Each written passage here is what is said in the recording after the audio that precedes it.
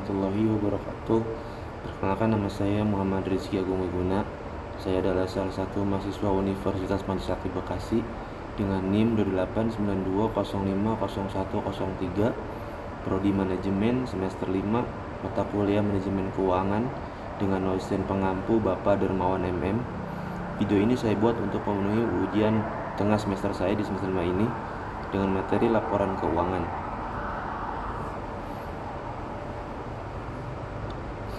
Pengertian laporan keuangan adalah catatan informasi keuangan dari suatu perusahaan pada suatu periode akuntansi. Keberadaan laporan keuangan dapat digunakan untuk menggambarkan kinerja perusahaan khususnya dalam bidang keuangan. Susunan laporan keuangan terbagi menjadi laporan posisi keuangan, laporan laba rugi, laporan arus kas, dan laporan perubahan modal dan catatan atas laporan keuangan. Laporan keuangan adalah salah satu bentuk dari pelaporan keuangan. Laporan keuangan dapat memberikan informasi mengenai kinerja keuangan tiap bulan, semester, tahun, atau beberapa tahun. Penyusunan laporan keuangan harus disesuaikan dengan peraturan dan standar akuntansi keuangan yang berlaku. Isi laporan keuangan harus memberikan pandangan yang sama kepada pembacanya. Laporan keuangan juga harus memuat deskripsi mengenai transaksi keuangan yang benar-benar terjadi. Pemakai laporan keuangan terdiri atas pihak internal maupun pihak eksternal. Laporan keuangan dapat dimanfaatkan oleh perusahaan laba maupun organisasi nirlaba. Pihak yang memakai laporan keuangan antara lain pihak manajemen keuangan, calon investor, akuntan, kreditor, wirausahawan, karyawan, pemerintah, dan publik. Masing-masing memiliki kebutuhan informasi yang berbeda terhadap laporan keuangan. Pihak-pihak ini memanfaatkan informasi yang ada di dalam laporan untuk menentukan suatu pengambilan keputusan dalam keuangan. Kemudian ada tujuan laporan keuangan adalah memberikan informasi mengenai posisi keuangan, kinerja keuangan, dan arus kas entitas. Informasi ini bermanfaat bagi sebagian besar kalangan pengguna laporan dalam pembuatan keputusan ekonomi. Tujuan utama dari laporan keuangan adalah memberikan informasi keuangan yang mencakup perubahan dari unsur-unsur laporan keuangan yang ditujukan kepada pihak-pihak lain yang berkepentingan dalam menilai kinerja keuangan terhadap perusahaan di samping pihak manajemen perusahaan.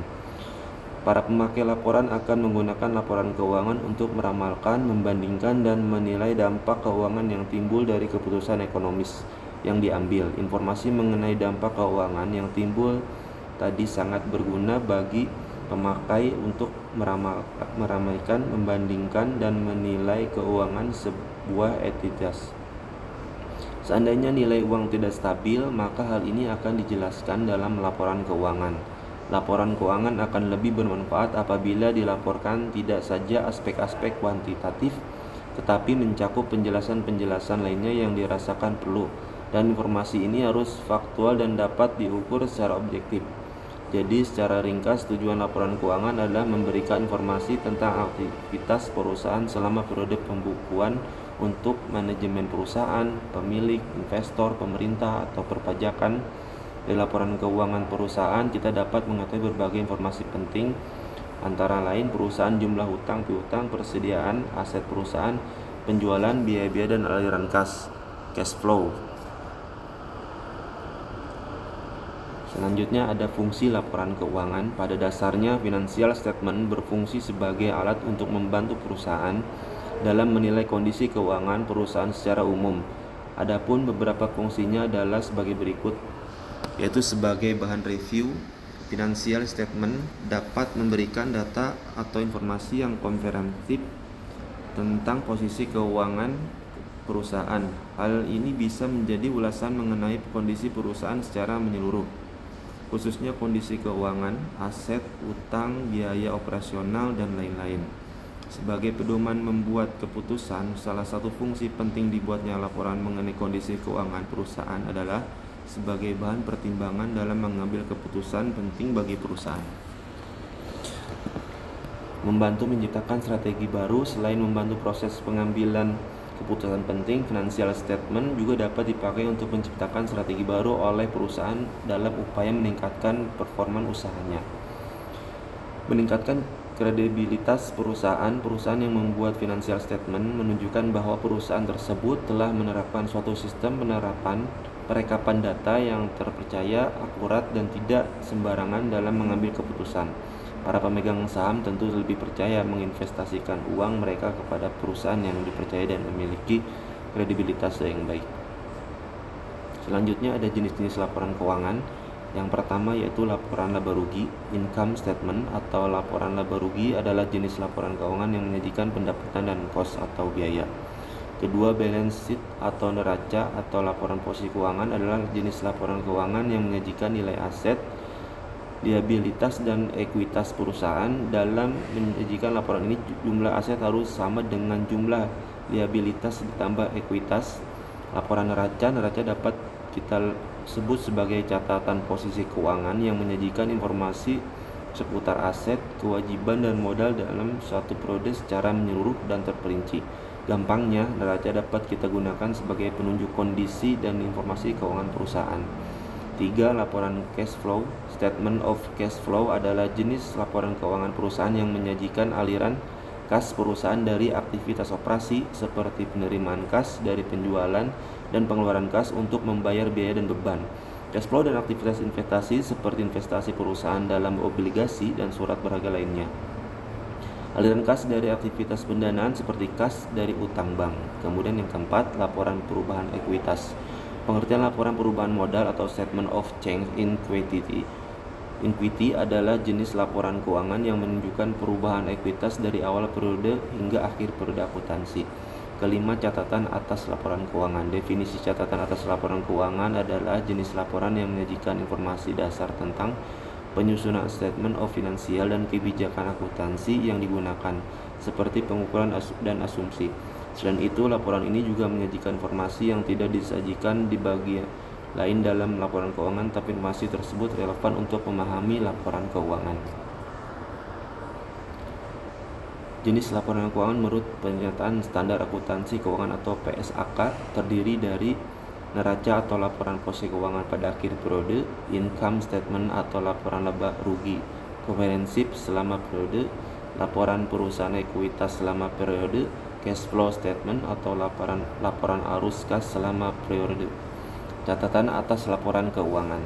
Laporan posisi keuangan pada awal periode komparatif yang disajikan saat perusahaan menerapkan suatu kebijakan akuntansi secara retrospektif atau membuat penyajian kembali pos-pos laporan keuangan atau ketika perusahaan mereklasifikasi pos-pos dalam laporan keuangan. Di sini ada contoh fungsi laporan keuangan adalah laporan keuangan bagi usaha mempunyai fungsi antara lain yang pertama, mengetahui keadaan jalannya usaha. Dari laporan keuangan kita bisa mengetahui keadaan jalannya usaha, apakah berjalan sesuai dengan baik atau berjalan menyimpang. Bila usaha sudah berjalan di track yang benar, maka yang perlu dipikirkan selanjutnya adalah tentang kecepatan. Kedua, melakukan evaluasi keadaan usaha. Dengan membaca dan menganalisis laporan keuangan kita akan mengetahui keadaan usaha serat melakukan evaluasi apa yang menyebabkan terjadinya kondisi tersebut. Misalnya, laporan laba rugi perusahaan yang menunjukkan keadaan minus atau rugi, maka dengan melakukan evaluasi serta analisis menggunakan rasio keuangan, kita akan mengetahui apa yang menyebabkan kerugian itu. Selanjutnya, mencari solusi dan eksekusinya di lapangan. Ketiga, bentuk laporan pertanggungjawaban pengelolaan usaha. Laporan keuangan adalah bentuk pertanggungjawaban pengelolaan usaha atau manajemen perusahaan kepada pemilik saham, kreditur, investor, dan calon investor. Adapun data-data untuk membuat laporan keuangan, beberapa data yang perlu disiapkan untuk membuat laporan keuangan sederhana maupun kompleks, yaitu antara lain: 1. Menyusun pencatatan data pengeluaran perusahaan. Semua data transaksi menyangkut pengeluaran perusahaan harus dicatat, baik yang nilainya kecil maupun besar. Misalnya pembelian mesin produksi dan pembelian satu piece spidol untuk keperluan meeting. 2. Menyusun pencatatan data penerimaan perusahaan. Ini adalah kebalikan dari poin 1, yaitu penerimaan yang diperoleh perusahaan dalam periode akuntansi, misalnya penerimaan dari penjualan produk senilai 1 miliar ataupun penerimaan bunga rekening bank perusahaan. Ketiga, mempersiapkan data persediaan. Data persediaan disajikan dilaporkan neraca atau balance sheet, bagian aset bersama kas, piutang, dan jenis aktiva lainnya. Oleh karena itu, pengelolaan persediaan harus dilakukan dengan baik, antara lain memilih metode yang tepat untuk menghitung dan mencatat persediaan. Keempat, menyusun data aset perusahaan. Perusahaan memiliki kekayaan berupa aset lancar atau current asset dan aset tetap fixed asset yang harus disajikan dalam laporan posisi keuangan pada sisi aktiva. Data apa saja yang perlu dipersiapkan untuk membuat balance sheet atau statement of financial position, nilai aset, nilai penyusutan atau depresiasi aset, akumulasi penyusutan aset. Kelima, mempersiapkan data utang perusahaan. Utang adalah kewajiban perusahaan yang harus diselesaikan ketika jatuh tempo. Ada dua jenis utang, yaitu satu utang lancar dan dua utang jangka panjang. Data-data utang perusahaan disampaikan pada balance sheet sisi liabilitas. Kemudian yang keenam, mempersiapkan data piutang perusahaan. Selain data utang dan piutang, perusahaan juga harus dikelola dengan baik agar tidak mengganggu operasi perusahaan. Nilai piutang yang besar akan mengganggu aktivitas perusahaan karena kas menurun sehingga kesulitan membayar biaya dan beban piutang usaha akan disajikan dalam neraca sisi aktiva. Kemudian di sini ada contoh laporan keuangan, yaitu PT Petros Tbk. Contoh laporan keuangan perusahaan jasa yang pertama adalah laporan keuangan PT Petros Tbk. Perusahaan ini didirikan tanggal 21 Februari tahun 1972 dan memulai aktivitas komersialnya di tahun tersebut. Ruang lingkup kegiatan bisnisnya meliputi multidisiplin rekayasa, jasa konstruksi, jasa pertambangan, penyediaan perbekalan atau logistik, dan peralatan untuk mendukung kegiatan atau operasi industri minyak, gas bumi, sektor pertambangan, dan pengembangan infrastruktur. Di sini ada tabelnya, yaitu laporan keuangan PT Petros Tbk. Yang pertama, laporan posisi keuangan tahun neraca perusahaan jasa. Di sini tabelnya aset lancar sebesar 57.487, kemudian kas dan setara kas yaitu 2.113, piutang usaha pihak berelasi pihak ketiga setelah dikurangi cadangan kerugian menurun nilai masing-masing sebesar 977.000 US dollar dan 847.000 US dollar pada 31 Desember tahun 2019 dan 2018 sebesar 67.167. Kemudian piutang lain-lain yaitu 315, pihak berelasi pihak ketiga 265, persediaan bersih 7.263, pajak dibayar di muka 11.680, kemudian klaim pengembalian pajak 2.232, beban dibayar di muka yaitu 2.503, aset lancar lainnya 2.522, dan jumlah aset lancar yaitu sebesar 161.084. Di sini adalah neraca keuangan PT Petros bagian 1. Selanjutnya ada aset tidak lancar investasi pada pengendalian bersama entitas yaitu sebesar 5.358. Selanjutnya aset tetap setelah dikurangi akumulasi penyusutan masing-masing sebesar 323.927 US dollar dan 297.965.000 US dollar pada 31 Desember 2019 dan 2018 yaitu sebesar 264.685. Ada goodwill 781, aset tidak berwujud bersih 1.131, dan aset tidak lancar lainnya sebesar 4.805. Kemudian jumlah aset tidak lancar yaitu 275.760. Totalnya dengan jumlah aset sebesar 436.844. Selanjutnya liabilitas jangka pendek. Utang usaha pihak beretasi 306, pihak ketiga 66.668, utang lain-lain pihak beretasi 1.316, pihak ketiga 136, utang dividen 192, utang pajak 912, dan beban masih harus dibayar sebesar 2.450. Ada utang bank 10.597, pendapatan diterima di muka bagian lancar sebesar 6.449. Liabilitas jangka panjang yang jatuh tempo dalam 1 tahun, utang jangka panjang pihak beradaptasi yaitu sebesar 3.226, liabilitas sewa pembiayaan sebesar 7.135, kemudian jumlah liabilitas jangka pendek yaitu sebesar 97.387. Selanjutnya liabilitas jangka panjang. Pendapatan diterima di muka setelah dikurangi bagian lancar yaitu sebesar 1.819. Liabilitas jangka panjang setelah dikurangi bagian yang jatuh tempo dalam 1 tahun sebesar 115.363. Kemudian liabilitas sewa pembiayaan 10.797. Liabilitas imbalan pasca kerja 16.392. Kemudian liabilitas pajak tangguhan bersih 16.551. Jadi jumlah liabilitas jangka panjang 160.922 dengan jumlah liabilitas totalnya yaitu 258.309. Di sini adalah neraca keuangan PT Pertos bagian 3 dan yang pertama itu balance sheet PT Pertos bagian kedua. Selanjutnya di sini ada neraca keuangan PT Pertos bagian keempat. Ekuitas, modal saham nilai nominal Rp50 per saham, modal dasar 4.034.420.000 saham, modal ditempatkan dan disetor 1.8.605.000 saham, yaitu menjadi 33.438 tambah modal disetor 751, penghasilan komprehensif lain yaitu dalam kurung 1.449 dengan saldo laba ditentukan penggunanya yaitu 1.475 dan tidak ditentukan penggunanya sebesar 144.32. Ekuitas yang dapat diatribusikan kepada pemilik entitas induk kepentingan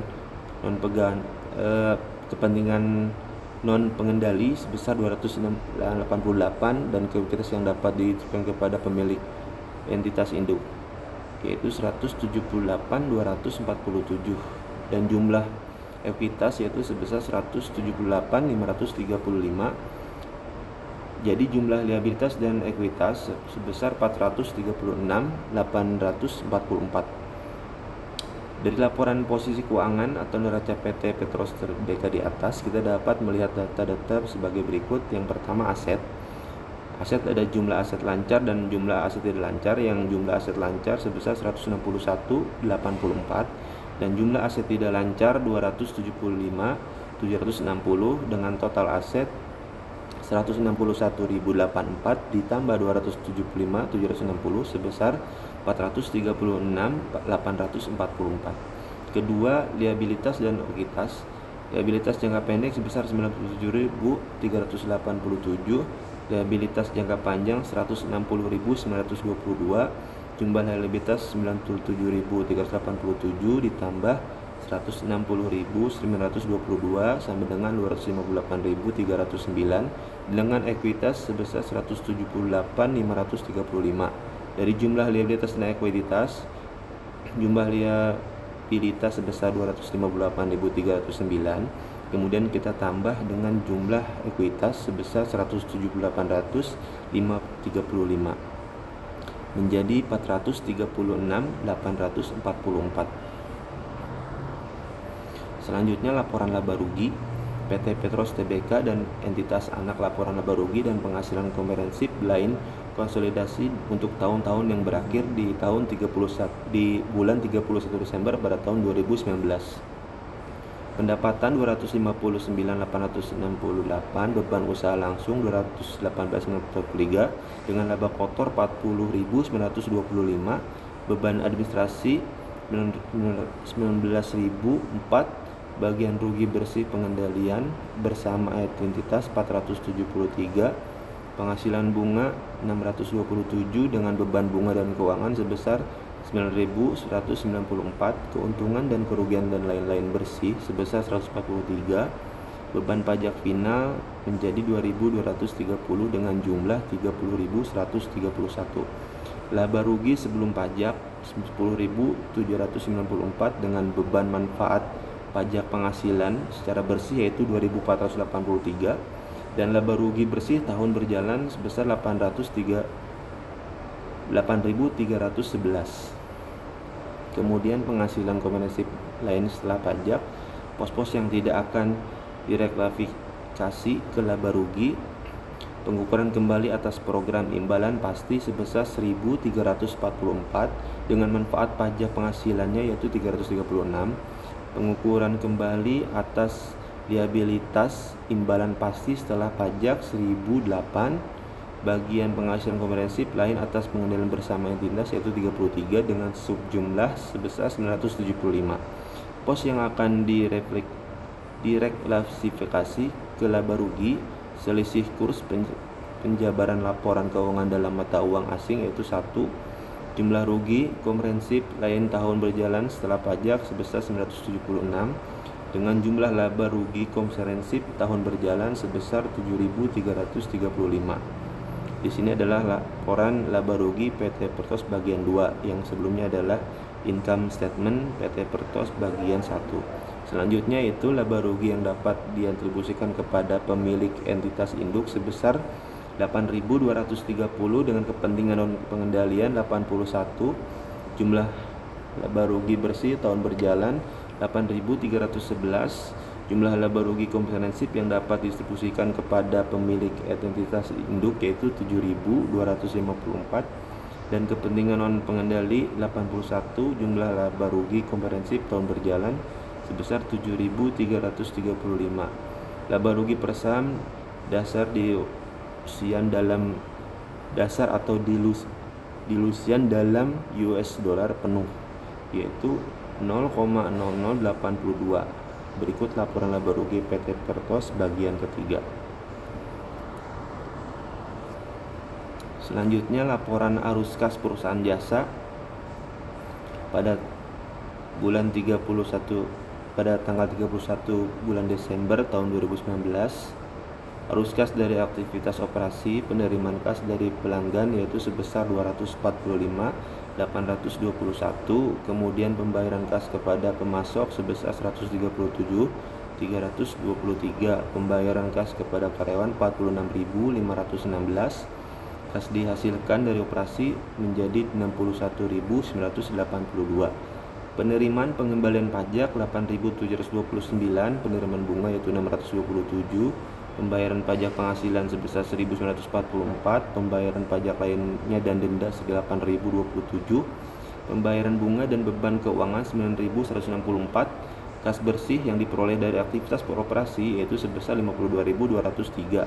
Kemudian arus kas dari aktivitas investasi yaitu sebagai berikut: hasil penjualan aset tetap yaitu 433, pembelian aset tak berwujud 84, pembelian aset tetap 49.648, kas bersih digunakan untuk aktivitas investasi 49.299. Arus kas dari aktivitas pendanaan: penerimaan utang bank 60.948, penerimaan dari transaksi jual dan sewa balik 1.915, pembayaran liabilitas sewa pembiayaan 8.087, kemudian pembayaran utang bank sebesar 66.618 dengan kas bersih digunakan untuk aktivitas pendanaan sebesar 11.842. Selanjutnya penurunan kenaikan bersih kas dan setara kas yaitu 8.938 dengan kas dan setara kas awal tahun sebesar 66.425 dan kas dan setara kas akhir tahun yaitu 57.487. Berikut laporan arus kas PT Pertos bagian 2 dan keterangan kas bersih diperoleh dari aktivitas operasi sebesar 50.203, kas bersih digunakan untuk aktivitas investasi 49.299, kas bersih digunakan untuk aktivitas pendanaan sebesar 11.842, kas dan setara kas akhir tahun yaitu menjadi 57.487. Sekian dan terima kasih dari saya. Kurang lebih saya mohon maaf. Wassalamualaikum warahmatullahi wabarakatuh.